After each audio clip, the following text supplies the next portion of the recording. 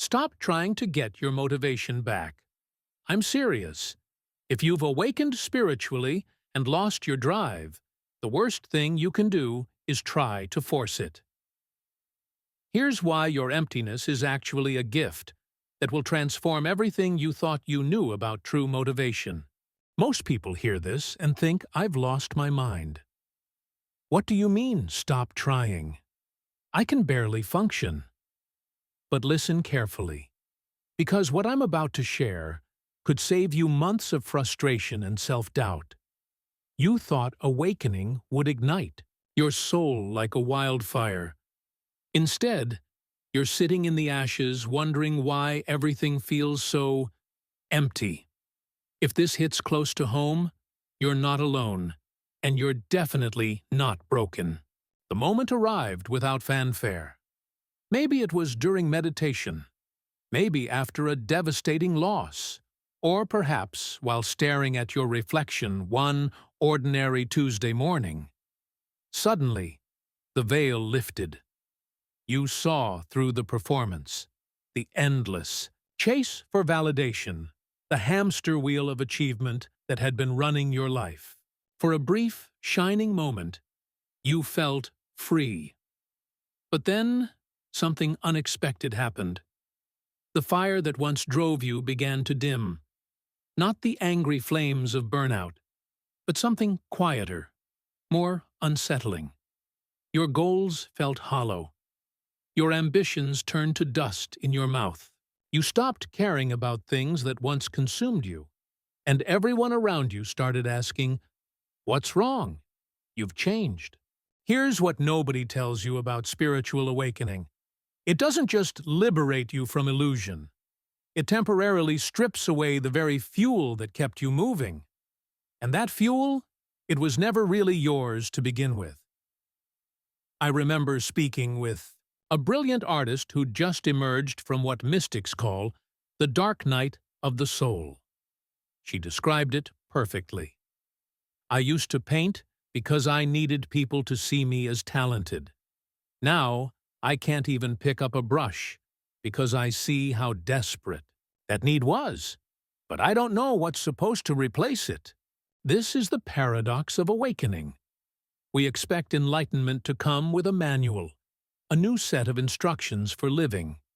Instead, it comes with silence, a profound, almost terrifying silence where the voice of your old self used to chatter constantly about what you should do, who you should become, how you should succeed. Carl Jung saw this coming. He wrote extensively about what happens when the structures of the ego begin to dissolve. He called it the Nigredo, the blackening phase of psychological alchemy. It's the space between who you were and who you're becoming. And it feels like dying because, in many ways, you are. The person who used to wake up energized by deadlines, motivated by competition, driven by the need to prove something to the world, that person is dissolving. Not disappearing, but transforming. And transformation, like Jung insisted, always begins in darkness. Think of it this way. You've been living in a house built on a foundation of other people's expectations. Awakening doesn't renovate that house, it demolishes it. And for a while, you're standing in the rubble, wondering where you are supposed to sleep tonight. Your ego hasn't died, it's just lost its script. The story it told itself about why you matter, why you should strive, why you should care. That story has been exposed as fiction. But the new story, the authentic one, hasn't been written yet. This is why you feel so empty. You're not empty. You're expectant. You're pregnant with a version of yourself that doesn't exist yet. And pregnancy, as anyone who's experienced it knows, involves a lot of waiting, discomfort, and trust in a process that you can't control. Our culture has no patience for this sacred pause. We pathologize stillness, medicate contemplation, and rush toward any action that looks like progress. But what you're experiencing isn't depression, though it may wear depression's clothes. It's not laziness, though productivity gurus might label it that way. You are in chrysalis. And chrysalis is messy, formless, and completely necessary. During this phase, something profound is happening beneath the surface. Your psyche is learning to distinguish between motivation and manipulation. The old you was motivated by fear of failure, rejection, insignificance. This fear was an excellent fuel, burning hot and fast, driving you to achieve, accumulate, and accomplish. But fear-based fuel eventually burns out. It has to, because the soul recognizes counterfeit energy and will eventually reject it. What's emerging now is something entirely different. Jung called it the voice of the self with a capital S. Not the ego self that wants to be seen, but the deeper self that simply wants to be. This self doesn't motivate through anxiety or urgency. It motivates through resonance, through a quiet knowing that says, "This is the way." But here's the tricky part. This new motivation doesn't feel like the old one. It doesn't pump adrenaline through your veins or make you want to conquer the world. It's subtle, like the difference between artificial lighting and dawn. One is immediate and harsh, the other is gradual and illuminating. Many people mistake this subtlety for absence. They think their drive is gone when it's actually being refined. They're waiting for motivation to feel the way it used to feel, not realizing that they've evolved beyond needing that particular drug. The self doesn't push, it pulls. It doesn't shout, it whispers. It doesn't demand immediate action, it invites aligned response. And this feels foreign to minds trained on the cocaine of constant productivity. So you sit in what feels like apathy, but is actually alchemy.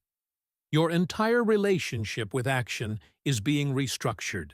You're learning to move not from emptiness, trying to fill itself, but from fullness seeking expression. This is why nothing feels urgent anymore. Not because nothing matters, but because you're no longer living from a place of existential panic. The old you was always running from something. The emerging you is walking toward something, and walking allows you to actually see where you're going. But let's be honest about how disorienting this transition is. Your friends don't understand why you're not excited about opportunities that would have thrilled the old you. Your family wonders why you seem so unmotivated. Society suggests you need therapy, medication, or a good kick in the pants. And part of you wonders if they're right. Part of you misses the intensity of your former drive, even though you can see how unsustainable it was. There's a strange nostalgia for the chaos you've outgrown. This is normal. You're mourning the death of a familiar version of yourself. Even if that version was driven by insecurity and fear, it was still your insecurity and fear. It was familiar. It felt like home. But Jung understood something crucial. You cannot go back. Once you've seen through the illusion of ego-driven motivation, you can't unsee it. You can try to return to your old patterns, but they'll feel like wearing clothes that no longer fit. The only way forward is through. And through means learning to trust a different kind of guidance. Instead of asking, "What should I do?" you begin asking, "What wants to emerge?"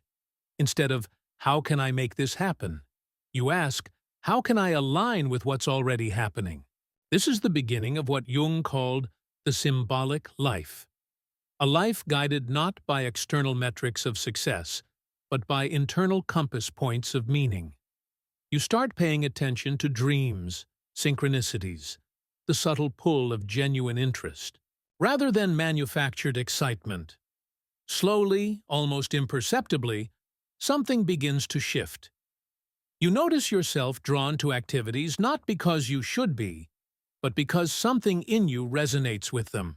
You find yourself saying no to things that once would have seemed like obvious yeses, not out of rebellion, but out of clarity. The new motivation, when it comes, doesn't announce itself with fanfare. It arrives quietly, like sunrise. One day, you realize you're creating again, but from a completely different place. You're engaged with life, but not desperate for its approval. You're moving forward, but not running from anything. This is Motivation 2.0. Not the frantic energy of the ego trying to prove itself, but the steady flame of the soul expressing itself. It's sustainable, because it's not burning fuel it doesn't have. It's authentic, because it's not trying to be anything other than what it is. And here's the beautiful paradox. This gentler motivation often accomplishes more than the old aggressive version ever did. When you're not fighting against yourself, when you're not motivated by what you're trying to escape, your energy becomes focused, clear, and strangely powerful. You begin to trust that stillness isn't stagnation, it's preparation. You learn that not knowing what comes next isn't failure, it's openness. You discover that the absence of familiar motivation isn't emptiness, it's spaciousness for something more authentic to emerge. If you're in this space right now, if you're questioning why you feel so different after awakening, know this: you are not broken. You are not regressing. You are not lost. You are in the most sacred part of the journey. The part where who you truly are begins to emerge from beneath who you thought you had to be. This emptiness you're feeling, it's not empty. It's expectant. It's full of potential that hasn't yet taken form. Your old motivation served its purpose.